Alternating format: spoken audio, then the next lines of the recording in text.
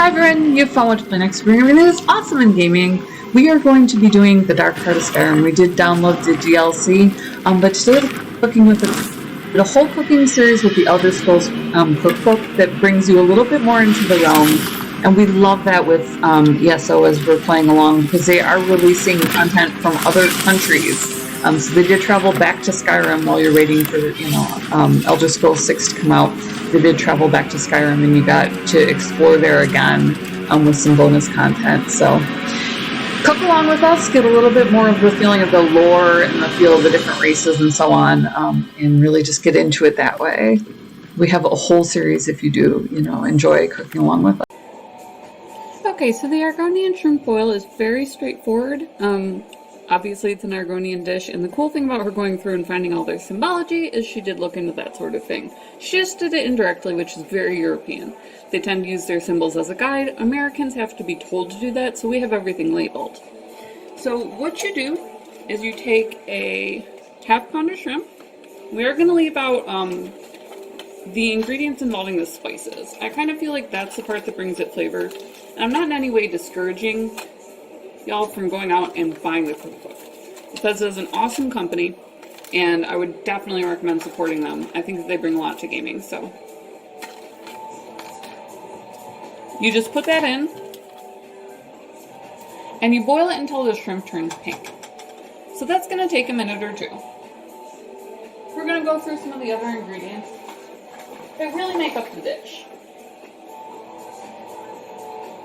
So as you can see, right off the drop, if your shrimp is cold, the tails turn pink, but you do still have that cooking time because the coldness of the shrimp will bring down the temperature of the water. So we're going to crank up our heat here. Don't forget if you do this. The other things that are going in are heavy whipping cream. This goes in at the end. Along with your butter. We tend to herb our butter, so you really won't be able to tell the difference anyways. We have molasses and brown sugar. Make up the syrup base. Whenever you have something with a cream in it, there will be a base that you mix into the cream. So the shrimp goes in last, and the sauce can either be poured over it, or it can be added to it. Okay, so we have a little better angle on this now. So as you can see, our shrimp has turned nice and pink, and what we're going to do is scoop that out and put it into a bowl on the side. Now, in the recipe, it does seem to indicate that you use the same water that you boiled the shrimp in to make the sauce, or at least the syrup portion of it. So make absolutely sure that you did devein your shrimp. You don't want to be peeling them at this point, although you can take the tails off. So we're just going to basically strain those out and set them aside. It's not necessarily that we're putting them aside to cool, it's that we don't want them to keep cooking. So if they're near heat, anything like that, any worries like that, don't. All of the cooking instructions, incredibly straightforward, and this is a really hard recipe to mess up. We've got 2 or 3 little guys left in here, so let's get those out of there. Now we do herb our butter, as you can see. And what that is you melt the butter, and then you melt the, you simmer it with the herbs in it. So since we do that anyways, we just tend to leave the seasonings out, and that way you can purchase a cookbook if you do want that extra flavor. And really just enjoy things. So we're going to add the brown sugar, the molasses, and the thyme at this point. We're not using very much molasses. Just 2 tablespoons. The amount of water that you have isn't indicated, so it's going to be an interesting one as far as measurements go.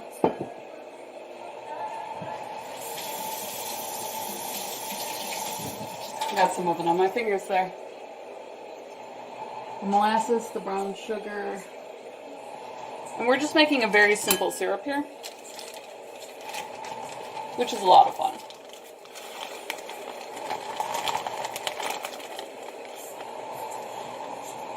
If you don't already know how to measure, you can use a measuring spoon. I'm doubling the recipe because I did use a little bit more water. I like to use my Dutch boiler for anything where I'm making something that I'm going to put back servings of. And since it sounded like it would be good with the rice and possibly some vegetables, I am just going to make it as a main course and then mix it together. That's not included in the cookbook, so I didn't put it in.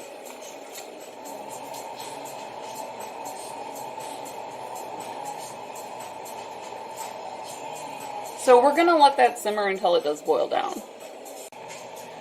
We're putting together the soy sauce and the cornstarch, and that's going to help thicken up what we have reducing. A reduction is really cool.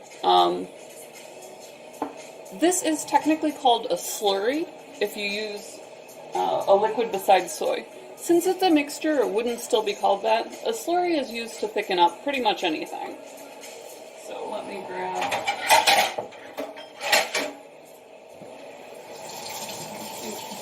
fork would be more economical. Here we go. Now when you're making a slurry, you beat the mixture like you would beat eggs. And you just whip that together. So I'm going to do roughly the same thing because it's probably serving roughly the same purpose. It's going to thicken up our reduction here. And then we're just going to add that right in there. The recipe shows it the other way around, but since I know to mix the slurry, I just kind of automatically did it this way.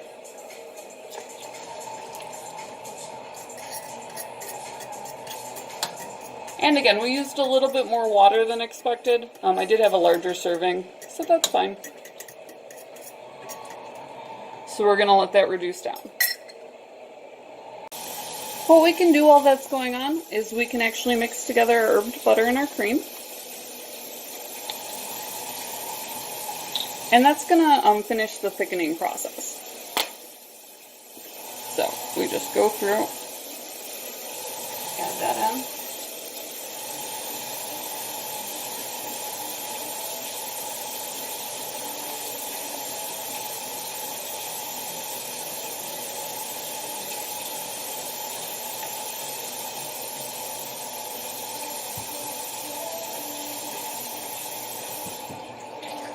This could probably take a whisk, but my fork is right here. And I'm just going to whisk that together so we have a nice thickener.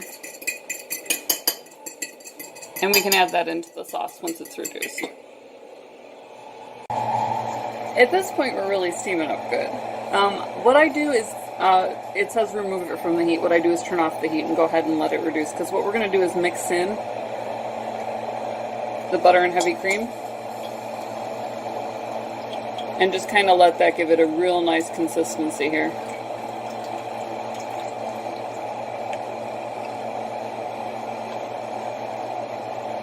And you don't want it to be too hot when you do that, because it is possible for butter to curdle. I mean, it's less likely. It's already skimmed from the top, so it does react well to heat, obviously. But any sort of separation, anything like that, you do want to avoid that, especially when you're working with something like a reduction, because you are working with a high heat. So we're going to let this thicken a little bit, because we do know that it has that slurry in it. So as it cools, it's going to do the sauce equivalent of congeal. So it's going to just basically become thicker, and it'll go over the shrimp more nicely that way. Okay, so we are going to serve ours over rice, and we'll just bumped it. Put sauce directly over that.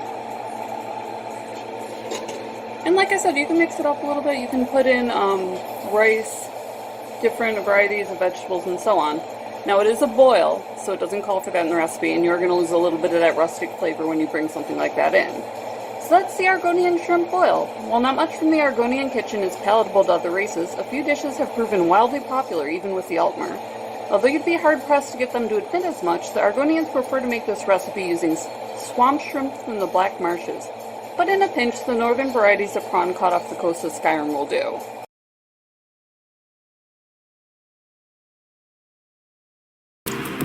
So it wasn't all that hard now, was it? You just kind of follow along. And if you do want to download the Elder Scrolls Skyrim, or and all of the chapters do come together, or just the base content, that link is in the description. If you want to buy the cookbook, that's down there as well. We definitely support Bethesda. They were an incredible company to work with. We are down there. All of our social media links, you can link up with us. You can support this chick on Coffee Ko-Fi. Buy me a coffee $1. We have Gamer Grind down there. Gamer Coffee shipped to your door. That's who we co-op with. They'll put your logo on merch, or you can support the pirate theme, play next stuff.